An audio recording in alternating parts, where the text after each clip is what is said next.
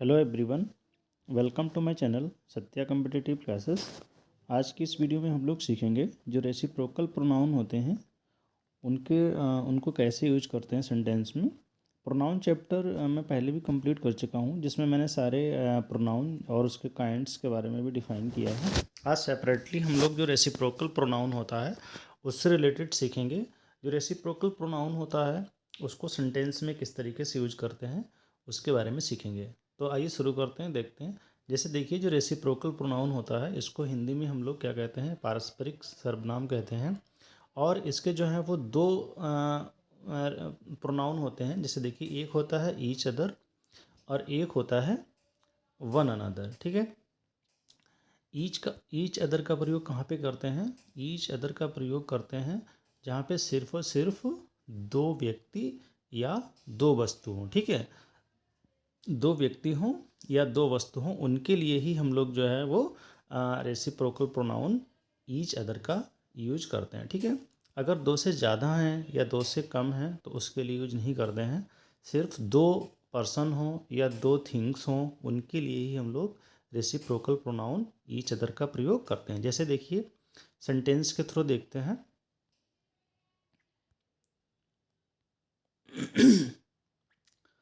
देखिए, the two students help each other. ठीक है, अब यहाँ पर देखिए क्या है, दो स्टूडेंट है। ठीक है, तो दो स्टूडेंट हैं, उनके लिए जो है हमने प्रोनाउन यूज किया है ईच अदर। ठीक है, दो विद्यार्थी, ठीक है, एक दूसरे की हेल्प करते हैं। ठीक है, तो दो ही होने चाहिए, दो से ज़्यादा हैं तो वहाँ पर हम लोग ईच अदर का प्रयोग नहीं करेंगे। ठीक है, जैसे देखिए, you and he looked at each other.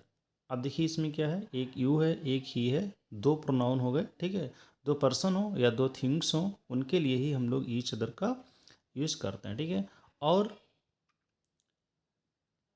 जो वन अनदर होता है, ठीक है, वन अनदर का यूज कहाँ पे करते हैं? का प्रयोग दो से अधिक व्यक्तियों या वस्तुओं के लिए होता है। ठीक है, जहाँ पर दो से अधिक व्यक्ति या दो से अधिक वस्तु हों तो उनके लिए हम लोग वन अनदर का यूज करते हैं। जैसे वी लव, हाँ, we all love one another. हम सब एक दूसरे से मतलब प्रेम करते हैं, लव करते हैं। ठीक है, या देखिए नेक्स्ट सेंटेंस है, all the member of the family quarrelled with one another. ठीक है, अब यहाँ पर देखिए क्या है, दो से अधिक हैं, ऑल, इधर भी ऑल था। तो जहाँ पर प्रोनाउन में दो या दो, सॉरी, दो से अधिक होता है तो उसके लिए हम लोग जो है वो वन अनदर का प्रयोग करते हैं। ठीक है, तो ये दो हम लोगों के जो प्रोनाउन हैं वो रेसिप्रोकल प्रोनाउन होते हैं। इसको हिंदी में हम लोग पारस्परिक सर्वनाम कहते हैं।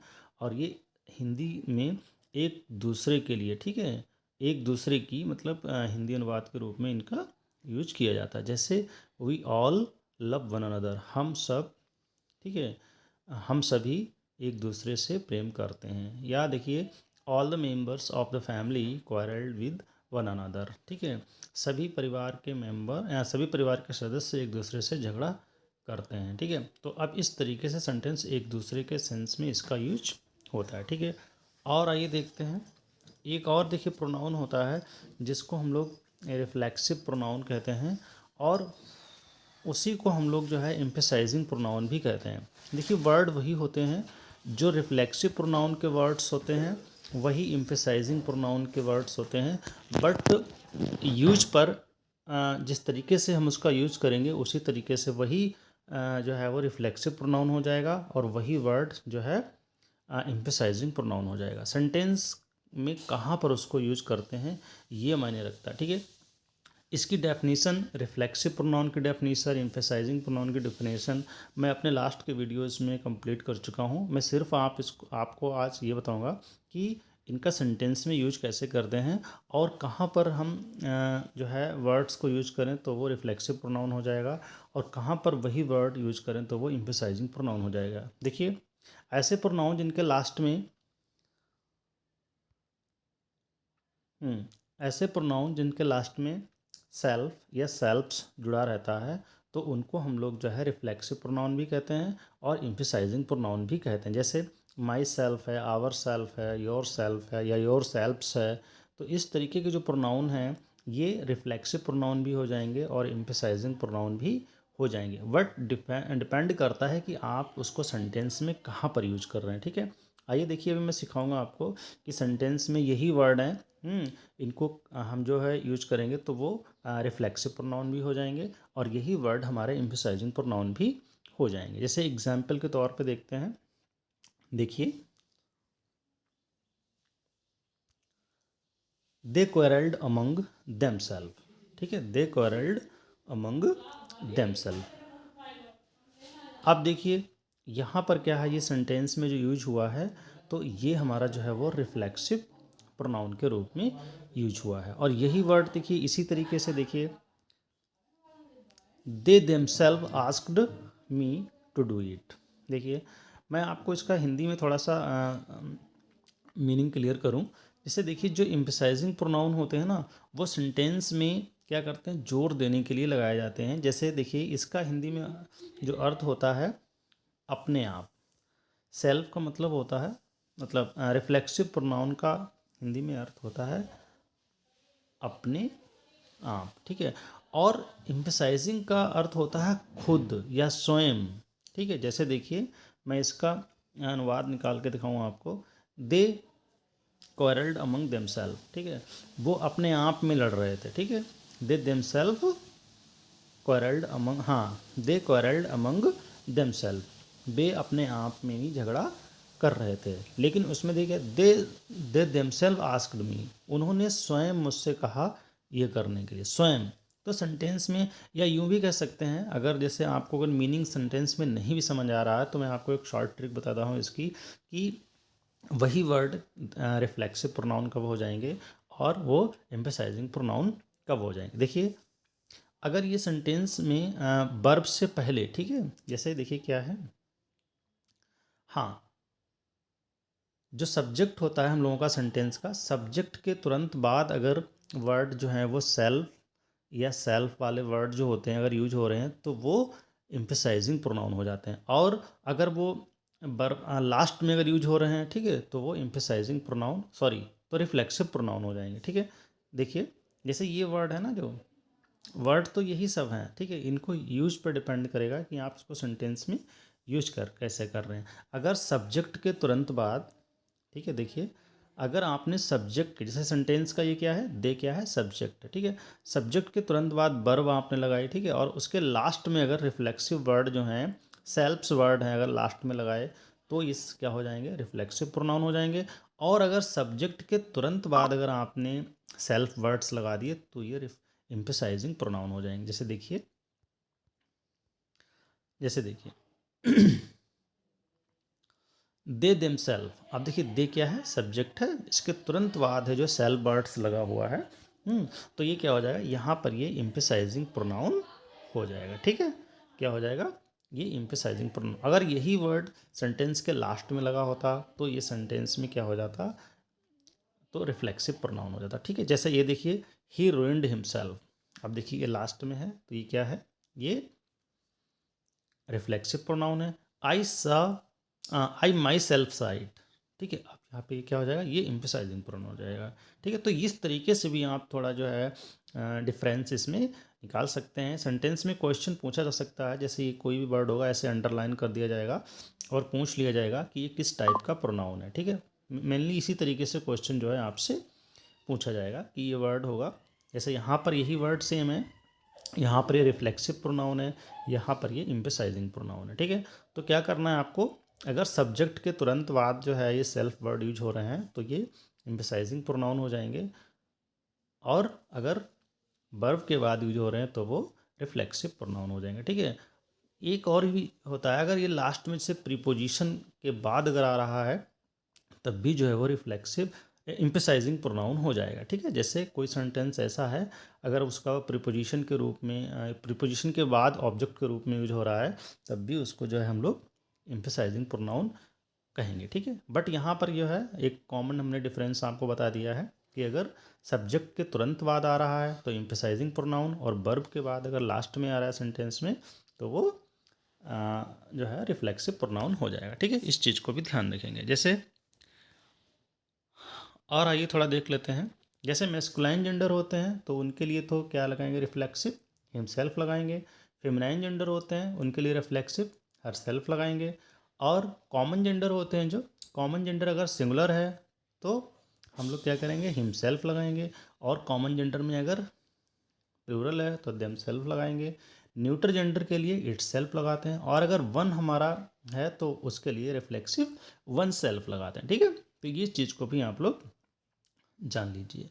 और बहुत ही इम्पॉर्टेंट जो है ये मैं बताने जा रहा हूँ आपको, देखिए कुछ वर्ब्स ऐसी होती हैं जिनके साथ रिफ्लेक्सिव प्रोनाउन आता है। ठीक है, अगर वो वर्ब सेंटेंस में आ रही हैं तो उनके साथ आपको रिफ्लेक्सिव वर्ड यूज ही करना है। अगर आपने वो रिफ्लेक्सिव वर्ड नहीं यूज किए, रिफ्लेक्सिव प्रोनाउन नहीं यूज किए, तो सेंटेंस जो है वो गलत माना जाएगा, रॉन्ग माना जाएगा। तो कुछ वर्ड सेंटेंस में ऐसी हैं, देखिए, use reflexive pronoun with the following verbs. देखिए मैं आपको कुछ वर्ब बता रहा हूँ, जैसे ये मैंने इसमें लिख रखी हैं।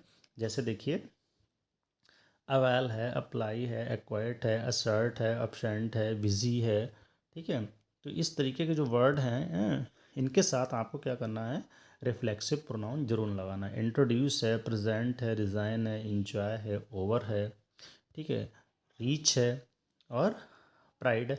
आप इनकी लिस्ट जो है बना लीजिए और अपने हिसाब से इनको क्या कर लीजिए, अरेंज कर लीजिए, जिस तरीके से आपको इनको याद करने में सुविधा हो सके। ठीक है, ये मैंने एक लिस्ट आपको प्रोवाइड करवा दी है, 5 वर्ड, 5 क्या ऐसे लगभग वर्ड हैं जो भी हैं। तो आप क्या करिए, इनको किसी कॉपी पे नोट कर लीजिए, और नोट करने के बाद जो है इसमें क्या करिए, ऐसे लिख लीजिए कि इसमें जो होता है वो सेल्फ या सेल्फ्स वर्ड्स जो है वो लगते ही हैं। ठीक है, तो ये आपको लगाने, जैसे मैं एग्जाम्पल के थ्रू आपको बता रहा हूँ, देखिए कैसे लगाना है आपको।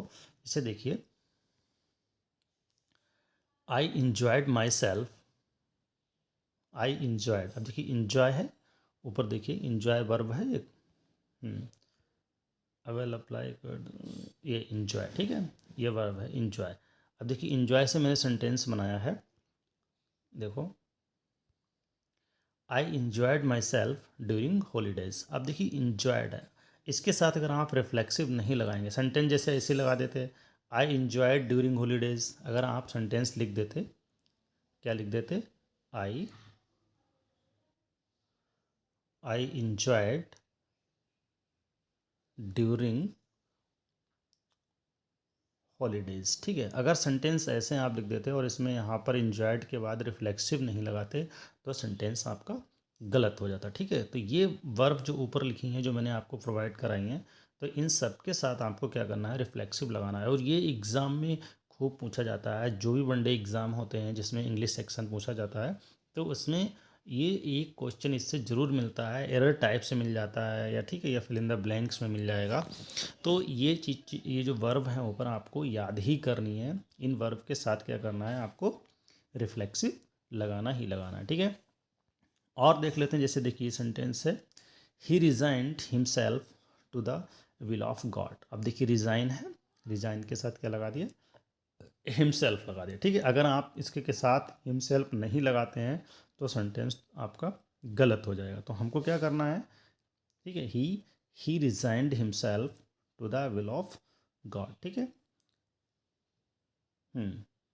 नेक्स्ट सेंटेंस है, you must avail yourself. अब देखिए अवेल वर्ब है, रिजाइन वर्ब है, इनके साथ क्या है, रिफ्लेक्सिव लगा हुआ है। तो ऐसी वर्ब ये जो है मैंने आपको ऊपर जो प्रोवाइड कराई हैं, इनके साथ रिफ्लेक्सिव प्रोनाउन आएगा ही। ठीक है, तो आप क्या कर लीजिए, इनको किसी कॉपी पे लिख लीजिए और 2-4 बार इनको रीड कर लीजिए, याद कर लीजिए। ठीक है, दूसरे तीसरे दिन रिवाइज करते रहिए, फिर आपको याद हो जाएंगी, फिर आपकी प्रैक्टिस में आ जाएंगी। फिर आप भी जब भी कोई सेंटेंस लिखेंगे और ये वर्ड अगर उसमें आ रहे हैं तो अपने आप ही आप उसका उससे रिलेटेड जो रिफ्लेक्सिव होगा वो लिख लेंगे। जैसे यू है, यू से यू का रिफ्लेक्सिव क्या होता है, योर सेल्फ, ही है क्या, himself.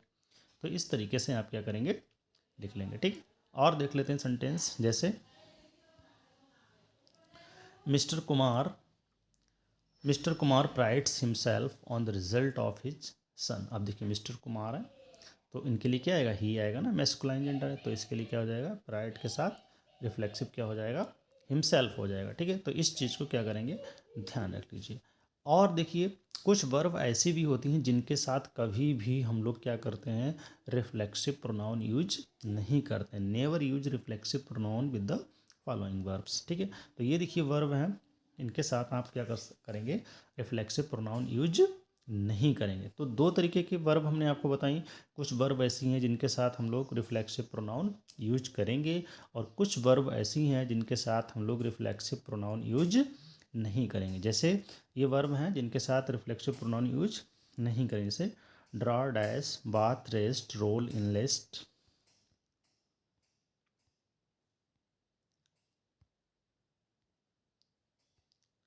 Keep, feel, hide, hurry, dress, undress, open,